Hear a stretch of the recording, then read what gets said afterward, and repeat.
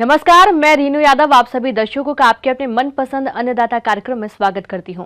किसान हमारे देश के अन्नदाता हैं और वही हमारे देश के भाग्य विधाता हैं। ऐसे ही भारतीय किसानों को खेती बाड़ी से जुड़ी बहुत सी नई लाभकारी जानकारियां देने के लिए हर रोज सुबह हम आपके साथ आते हैं। तो चलिए कार्यक्रम शुरू करने से पहले देखते हैं क्या है आज के अन्नदाता में। आज जैविक खेती की ओर किसान अपना रुख कर रहे हैं। तो जो किसान जैविक खेती कर रहे हैं वे कई प्रकार के जैविक खादों का प्रयोग करते हैं जो कम खर्च में कीट रोगों के नियंत्रण के साथ साथ पौधों की वृद्धि और विकास में सहायक है। आज हम आपको गांव साथलपुर जिला अलवर के प्रगतिशील किसान सुनील यादव से मिलवाने जा रहे हैं जो कि खेती में जैविक तरीके को अपनाकर फसलों में उपयोग कर रहे हैं। तो आइए मिलते हैं इन्हीं से। किसान भाइयों, आज के समय में खेती में बढ़ती लागत और कम होती मृदा की उर्वरता एवं स्थिर होती पैदावार एक बड़ी समस्या बन गई है। इन्हीं समस्याओं का हल खोज निकाला है एक किसान ने, जो बहुत ही कम खर्च में खरपतवार, कीट और रोगों का आसानी से नियंत्रण करके अच्छी गुणवत्ता की पैदावार ले रहे हैं। तो आइए मिलते हैं उनसे और जानते हैं खेती में अपनाए जाने वाली तकनीक के बारे में खुद उन्हीं से।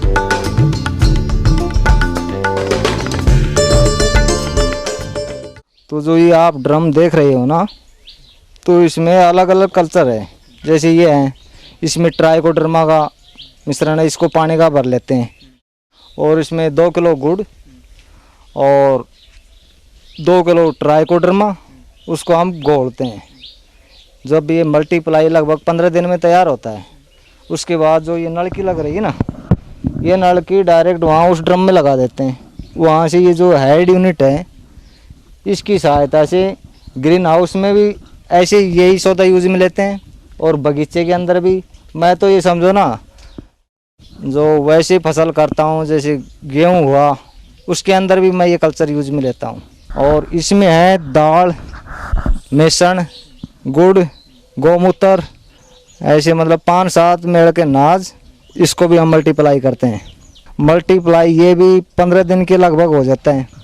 तो उसको हम ड्रिप द्वारा अपने ग्रीन हाउस में बगीचे के अंदर ये देते हैं। किसान भाइयों, अब जानते हैं कि ये किसान भाई अपने स्तर पर कम खर्च में किस तरह से तैयार करते हैं जैविक पदार्थों को और फसलों में कब और कैसे प्रयोग करते हैं। वो इस प्रकार से है। और जो आगे ये ड्रम दिखाई दे रहा है ना, इसमें ह्यूमिक एसिड, जैसे अपने जो कंडे होते हैं ना, कंडे वो ले लेते हैं। इसमें लगभग 35-40 कंडे डालते हैं और पानी का भर देते हैं। कुछ 1.5 किलो 1 किलो के आसपास इसमें जो ख़राब गुड़ होता है वो डाल देते हैं। ये लगभग 20 दिन में 21 दिन में मल्टीप्लाई होता है। उसको भी हम इसी तरह से ड्रिप द्वारा हेड यूनिट से अपने बगीचे में और ग्रीन हाउस में सभी में यूज में लेते हैं। जो ये ह्यूमिक एसिड के बारे में बताया ना आपको, इससे क्या होता है, जो छोटा पौधा होता है, इसके उपयोग से उसकी जड़ श्रृंखला मजबूत होती है, लंबी होती है, जड़ों की संख्या बढ़ जाती है, जिससे पौधा अच्छा हष्ट-पुष्ट और ताकतवर बनकर उभरता है, जिससे फसल अच्छी होती है। जैविक विधि से कीट प्रबंधन, इसके लिए किसान भाइयों गर्मियों में खेत की गहरी जुताई करें, जिससे सूर्य की तेज किरणें भूमि के अंदर प्रवेश कर जाती हैं, जिससे भूमिगत कीटों के अंडे, शुंक, लटें तथा व्यसक नष्ट हो जाते हैं। नाशी जीवों की निरंतरता को समाप्त करने के लिए उपयुक्त फसल चक्र अपनाएं। कीट प्रतिरोधी किस्मों की बुवाई करें। फसलों में अधिक मात्रा में नत्रजन का उपयोग करने से रस चूसक कीटों का आक्रमण बढ़ जाता है, इसलिए संतुलित खादों का प्रयोग करें। जैविक विधि से कीट प्रबंधन के लिए ट्रैप फसल लगाएं। आवश्यकता से अधिक पौधों का विरलीकरण अवश्य करें। कीटों एवं रोगों से ग्रसित पौधों को खेत से निकालकर नष्ट करें। प्रकाश पाश और फेरोमोन ट्रैप 8 से 10 प्रति हेक्टेयर का उपयोग करें। रस चूसने वाले कीटों की रोकथाम के लिए नीम का तेल 3 मिलीलीटर प्रति लीटर पानी में मिलाकर छिड़काव करें। ब्यूवेरिया बेसियाना मित्र फफूंद भूमिगत कीटों जैसे दीमक, सफेद लट को नियंत्रित करती है। 2.5 किलोग्राम ब्यूवेरिया को 100 किलो गोबर की खाद में मिलाकर संवर्धन कर भूमि में डालें। अच्छी सड़ी हुई गोबर की खाद का उपयोग करें, क्योंकि कच्चे गोबर की खाद डालने से दीमक का प्रकोप बढ़ता है। खेत में पर्याप्त नमी रखें, और क्योंकि दीमक नमी से दूर भागती है, जिससे फसल का आसानी से बचाव किया जा सकता है। जैविक विधि से सुंडियों के नियंत्रण के लिए NPV का उपयोग करें।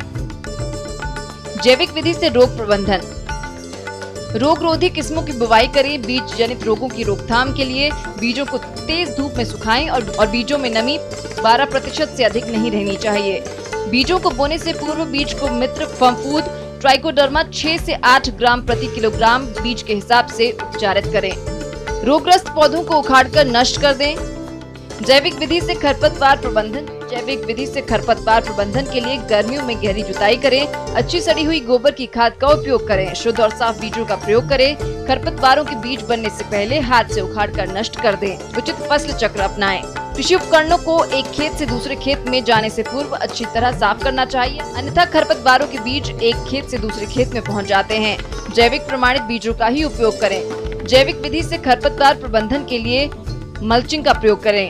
गाजर घास प्रभावित क्षेत्रों में मित्र कीट जैसे जागरोग्रामा, बाइकोलोराटा का प्रयोग करें। प्योर देसी विधि, जैविक सौदा। बाजार उजार से तो ये समझो ना, मेरे को तो 3 साल हो गए कोई केमिकल यूज लेता ही नहीं हूँ मैं तो। नीम, आंकड़ा, धतूरा इस साइड में भी और भी बना रखा है मैंने, घर पर ही तैयार करता हूँ जो भी है, और अपना यूज में यही लेता हूँ, न कि कोई केमिकल बाजार का देश हम लोग कुछ भी नहीं लाता। मैं अपना ये देसी जुगाड़, देसी जैविक ये खाद तैयार कर रखा है केचुए का, और सारा कल्चर मेरा तो ये जैसे ये खरपतवार है ना, इसको भी मैं मल्टीप्लाई करके इसको भी इसमें बगीचे में भी, ग्रीन हाउस में भी, सभी में यूज लेता हूँ। पशुपालक भाइयों, जैसा कि अभी गाय भैंसों के ब्याने का समय चल रहा है, ऐसे में ब्याए हुए पशुओं और बछड़े बछड़ियों की उचित देखरेख करना बेहद जरूरी है, क्योंकि गाय भैंसों और बछड़े बछड़ियों की यह अवस्था अत्यधिक संवेदनशील होती है और इनमें रोगों के संक्रमण की संभावना भी अधिक रहती है।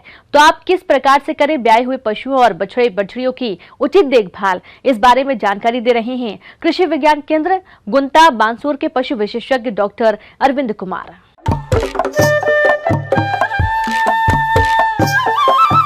किसान भाइयों, राम राम। आज हमारी चर्चा का विषय है कि जब पशु व्याभन होता है, उसके बाद में जब उसके बच्चा देने का समय नज़दीक आ जाता है और वो बच्चा देने वाला होता है, उस समय कई ऐसी समस्याएं आती हैं जिनके बारे में आप सभी लोगों को जानकारी होना आवश्यक है। देखा गया है कि पशुपालक दुधारू पशुओं की तो उचित देखभाल करते हैं, मगर बछड़े बछड़ियों और छोटे पशुओं के प्रबंधन पर कोई विशेष ध्यान नहीं देते और उचित प्रबंधन के अभाव में बछड़े बछड़ियां मर जाते हैं। लेकिन इस व्यवसाय से लाभ लेने के लिए जरूरी है कि आप ब्याने वाले पशु के साथ साथ बछड़े बछड़ियों की भी उचित देखभाल करें। जिस समय पशु बच्चा देने वाला होता है या बच्चा देता है, उस समय हम देखते हैं कि जैसे ही बच्चा बाहर आता है, उसके बाद सबसे पहले हमें ये आवश्यकता होती है कि जो भी नवजात अभी जिसका जन्म हुआ है, उसके शरीर के ऊपर एक पॉलीथीन की लेयर होती है, उसको सबसे पहले हम अच्छी तरह से हटा दें। उसमें भी सबसे पहले उसके जो नथने होते हैं और उसकी आँखें होती हैं, उसको खोलना बहुत ही आवश्यक होता है। उसके बाद में पहला काम ये करना होता है कि उस बच्चे को पशु के सामने रखना चाहिए और उसके शरीर के ऊपर थोड़ा सा नमक लगा देना चाहिए। उससे फ़ायदा ये होता है कि जब पशु उस बच्चे को अच्छी तरह से चाटता है, उससे उसके पूरे शरीर में जो ब्लड सर्कुलेशन होता है वो अच्छी तरह से होता है और वो बच्चा बहुत ही जल्दी एक्टिव हो जाता है। पशुओं के नवजात बछड़े बछड़ियों की नाभि अनेक रोगों के संक्रमण का कारण बन सकती है, इसलिए उसकी नाभि को 2 से 5 सेंटीमीटर छोड़कर धागे से बांधकर जीवाणु रहित कैंची या नए ब्लेड से काट देना चाहिए और उस कटे भाग पर टिंचर आयोडीन लगा देनी चाहिए। उसके बाद में एक बहुत महत्वपूर्ण बात ये होती है कि जो पहला खीस है, पहला दूध है, जिसको कोलेस्ट्रम भी बोलते हैं, उसको उस नवजात को कितने समय के बाद पिलाना चाहिए।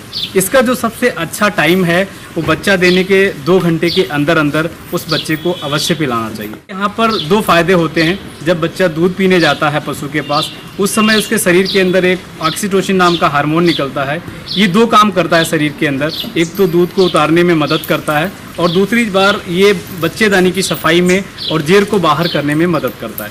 इसलिए नवजात को 2 घंटे के अंदर अंदर पहला दूध पिलाना आवश्यक हो जाता है। नवजात पशु कुछ समय में स्वतः खड़े हो जाते हैं और दूध पीने की कोशिश करते हैं। प्रायः ये बछड़े बछड़ियां आधे घंटे के अंदर खीस पीना शुरू कर देते हैं। अगर उनके प्रयास में कोई कठिनाई उत्पन्न होती है तो तुरंत पशुपालक को उसके खड़े होने और खीस पिलाने में सहायता करनी चाहिए। उसके बाद में जो भी पशु है उसे हम क्या खिलाएं। सबसे पहले जैसे ही पशु ने बच्चा दिया है लगभग 1 घंटे के बाद हम हल्का सा पानी गर्म करें 3 से 4 लीटर और उसमें लगभग आधा किलो गुड़ मिक्स कर लें, उसका शरबत तैयार कर लें और वो हमें सबसे पहले पशु को देना चाहिए, क्योंकि उस समय पशु को सबसे ज़्यादा एनर्जी की आवश्यकता होती है। जो गुड़ से उसे इंस्टेंटली तुरंत एनर्जी मिल जाती है और पशु अपने स्वस्थ फील करता है। उसके बाद में उसे हमें दलिया खिलाना चाहिए और 5 से 7 दिन तक हमें पशु को धीरे धीरे उसकी जो डाइट है वो हमें प्रोटीन रिच देनी चाहिए, ताकि उससे पशु को ज़्यादा ताकत मिले और वो ज़्यादा दूध उत्पादन में उसे सहायक हो सके। दूसरी एक चीज़ ये ध्यान देना आवश्यक है कि जब भी पशु का हम दूध निकालें 5 से 7 दिन के बाद हमें पूरा दूध निकालना चाहिए। अगर हम पहले या दूसरे दिन पूरा दूध निकालते हैं तो पशुओं में एक समस्या होती है जिसको मिल्क फीवर कहते हैं। इस कंडीशन में पशु बीमार पड़ जाता है और वो ज़मीन पे बैठ जाता है और उसे खड़े होने में समस्या होती है। तो ऐसी कंडीशन में कभी भी पूरा दूध नहीं निकालें और 5 से 7 दिन के अंदर हमें पूरा दूध निकालना स्टार्ट करना चाहिए। जब नवजात की उम्र 10 से 12 दिन हो जाए उसे कीड़े मारने की एक दवाई अवश्य पिलानी चाहिए। अल्बोमार नाम की एक दवाई आती है जो 30 ml की वायल आती है, उसे एक ही सिंगल शॉट में पिलाते हैं। उससे उसके पेट के अंदर जो भी कीड़े होते हैं वो अच्छी तरह से क्लियर हो जाते हैं और उसका स्वास्थ्य अच्छा रहता है। हमारे प्रदेश के बहुत से किसानों ने किन्नों के बाग लगा रखे हैं, लेकिन इन बागों को लगा देने मात्र से ही आपको अच्छा उत्पादन नहीं मिल पाएगा, बल्कि इसके लिए आवश्यक है कि आप इनमें किए जाने वाले कार्यों जैसे कि खरपतवार नियंत्रण, सिंचाई प्रबंधन के साथ ही साथ कटाई छटाई पर भी विशेष ध्यान दें, ताकि इन पौधों की अच्छी बढ़वार हो सके और किन्नों के बाग से अधिक फलों की प्राप्ति हो सके। तो इस बारे में जानकारी दे रहे हैं कृषि अधिकारी मिलिंद सिंह। किसान भाइयों नमस्कार। जैसा कि आप जानते हैं कि अपने ज़िले की जो उद्यानिकी की महत्वपूर्ण फसल है वो किन्नू की फसल है और इस टाइम जो है किन्नू की फसल जो है वो बहुत अच्छी जो है खड़ी हुई है और उसने किसानों को अधिक उत्पादन भी दिया है। परंतु जैसा कि आप जानते हैं कि यदि किसी बाग की जो है उचित प्रकार से सही सामूहिक जो है सार संभाल नहीं की जाएगी तो उससे अधिक उत्पादन लेना संभव नहीं हो पाता है। बाग में ये देखें कि बाग जो है वो स्वच्छ होना चाहिए। विभिन्न प्रकार के अवांछनीय पौधे हैं, कीट पतंगों इत्यादि का जो प्रकोप है उनको जो है ये खरपतवार इत्यादि जितने भी अवांछित पौधे हैं वो आश्रय देते हैं, जिससे कीट पतंगे इत्यादि अधिक पनपते हैं। तो उसके लिए ज़रूरी है कि किन्नू के बाग के अंदर जितने भी अवांछित या खरपतवार के पौधे हैं इनको जो है मतलब है समूल नष्ट करें और किन्नू का जो बाग है जितना स्वच्छ होगा, साफ सुथरा होगा तो निश्चित तौर पर जो है ना मतलब है वो उतना ही अधिक उत्पादन जो है ना मतलब किसान भाइयों को देके जाएगा। इन दिनों किन्नों के बागों में अक्सर कई तरह के खरपतवार उग आते हैं जो पौधों से खाद पानी से प्रतिस्पर्धा करते हैं। तो इसके लिए बागवान अपने बागों में 20 दिनों के अंतराल पर निराई गुड़ाई द्वारा खरपतवारों को निकालते रहें। ये भी ध्यान रखने योग्य बातें हैं कि बाग के अंदर जो है नियमित अंतराल के ऊपर जो है वो सिंचाई का कार्य करें, क्योंकि यदि सिंचाई जो है मतलब सुचारू रूप से नियमित समय पर नहीं की जाएगी तो उससे भी जो है बाग के पौधों को जो है एक प्रकार का जो है आघात पहुंचता है और उससे फल इत्यादि जो है वो झड़ने लगते हैं। फल बाग से अधिक फलोत्पादन लेने के लिए सिंचाई मृदा में नमी की कमी के अनुसार समय समय पर करना चाहिए और यदि बारिश अधिक हो जाती है तो ऐसी दशा में जल निकासी की उचित व्यवस्था करें। फलों के झड़ने की भी जो है मतलब समस्याएं आ रही हैं, परंतु किन्नू के पौधों के अंदर फलों का झड़ना एक स्वाभाविक प्रक्रिया है। परंतु कभी कभी जो है ना मतलब दो सिंचाइयों के बीच जो है अधिक अंतराल हो जाता है या अधिक समय हो जाता है तो उससे भी जो है जो दैहिक संबंधी क्रियाएं वो उत्पन्न हो जाती हैं और किन्नू के अंदर जो है फल फूल जो है झड़ने लगते हैं। तो इसके लिए यही है कि किन्नू के पौधों के अंदर जो है ना नियमित अंतराल पर जो है वो जो है मतलब सिंचाई का कार्य जो है करें और अधिक अंतराल नहीं रहना चाहिए और निश्चित तौर पर जो है मतलब गुड़ाई इत्यादि का, प्रूनिंग इत्यादि का, कटाई छटाई का भी जो है मतलब कार्य करें ताकि किन्नू का जो पौधा है वो अधिक जो है ना मतलब भारी नहीं। किन्नों के बाग में किसी भी कीट का नियंत्रण करने के लिए सबसे पहले उस कीट को पहचानना बेहद जरूरी है, तभी आप उसका नियंत्रण सही ढंग से कर पाएंगे। तो किन्नों के बाग में नुकसान पहुंचाने वाले कीट कौन कौन से हैं, उनकी पहचान किसान कैसे करें और समय रहते नियंत्रण किस तरह से करें, इस बारे में आइए जानते हैं। तो वर्तमान में देख रहे हैं कि किन्नू की फसल के ऊपर विभिन्न प्रकार के कीट पतंगों का जो है मतलब आक्रमण है, जिसके अंदर आपका तेला है, सफ़ेद मक्खी इत्यादि है। तो इसके लिए बहुत आवश्यक है कि किसान भाई जो है ना मतलब एक उचित जो है कीटनाशी या रोगनाशी रसायन का जो है वो चयन करते हुए उसका छिड़काव करें। तो छिड़काव के लिए जो है आप जैसे सफ़ेद मक्खी है या जो है तेल इत्यादि है, तो एसिटामिप्रिड है या जो है थायोमेथोक्सोम है इत्यादि कीटनाशक दवाइयों का जो है मतलब है इस्तेमाल कर सकते हैं। छिड़काव है वो पौधे की पत्तियों के ऊपर समुचित होना चाहिए। तो इन सब चीज़ों का यदि किसान भाई जो है ना मतलब है ध्यान रखेंगे और बाग के नियमित जो है ना मतलब है भ्रमण के द्वारा, अवलोकन के द्वारा जो है देखभाल करेंगे तो निश्चित तौर पर जो है ना मतलब किसान भाई किन्नू की फसल से अधिक उत्पादन जो है वो प्राप्त करते हैं।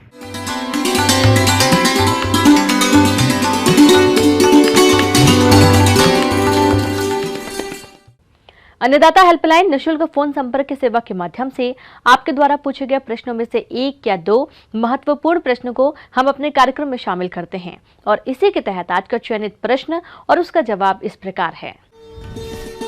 अन्नदाता निःशुल्क फोन संपर्क सेवा के माध्यम से पूछे गए प्रश्नों में से आज हमने जिस प्रश्न को कार्यक्रम में शामिल किया है उसे पूछा है ग्राम सेवना, जिला चित्तौड़गढ़ के कृषक अजय कुमार ने।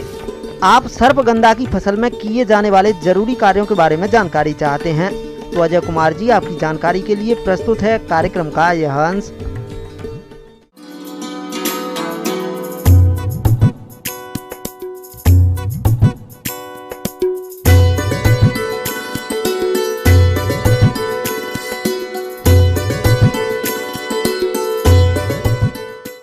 सर्पगंधा की फसल आपकी पूरे सताब पर है और इस समय पानी भी बहुत ज़्यादा गिर रहा है, तो पानी ज़्यादा भराव होने के कारण उसमें तरह तरह की परेशानियां आ रही हैं, बीमारियां आ रही हैं।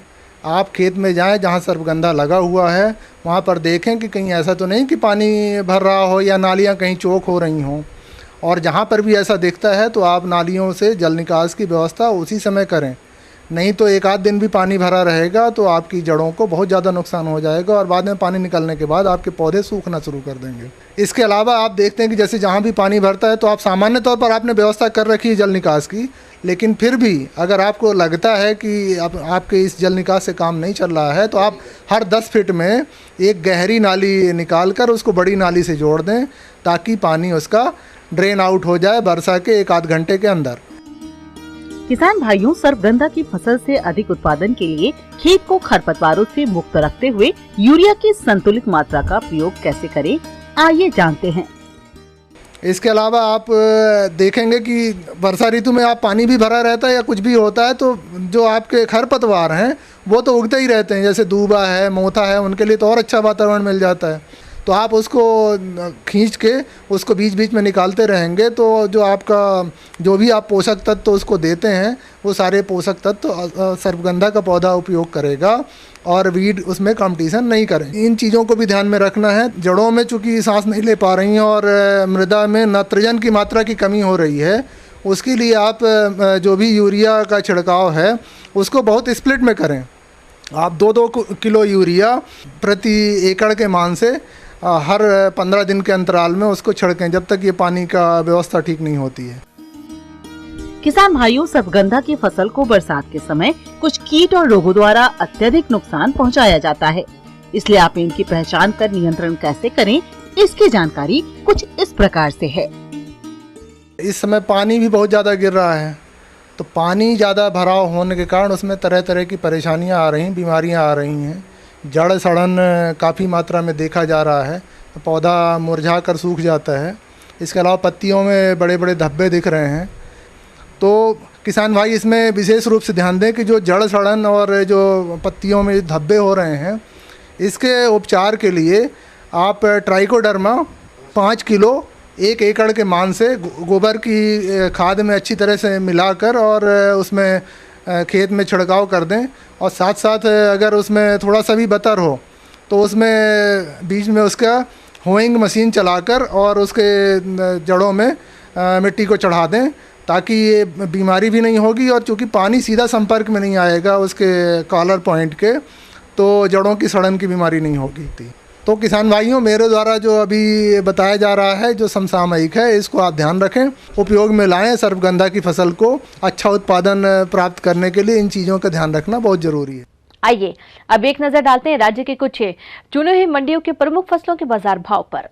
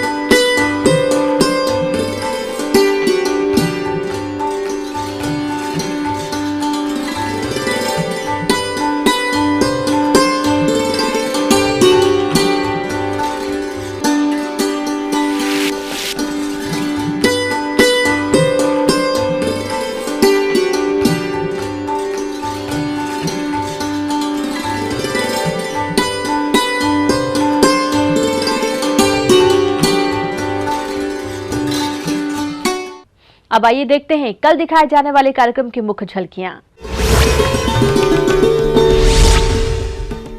समन्वित कृषि प्रणाली अपनाने से किसान होंगे समृद्ध।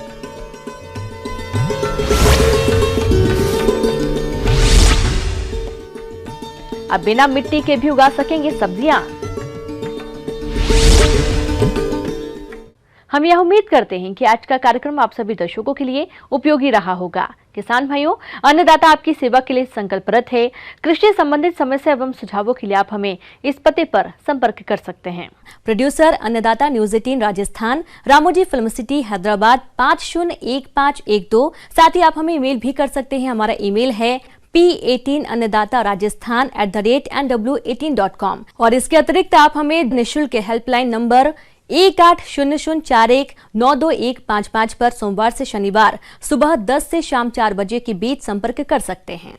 किसान भाइयों, अब समय हो रहा है आपसे विदा लेने का, तो हमारी अन्नदाता टीम को दीजिए इजाजत। कल फिर आपसे मुलाकात होगी कृषि संबंधित कुछ और महत्वपूर्ण जानकारियों के साथ। नमस्कार।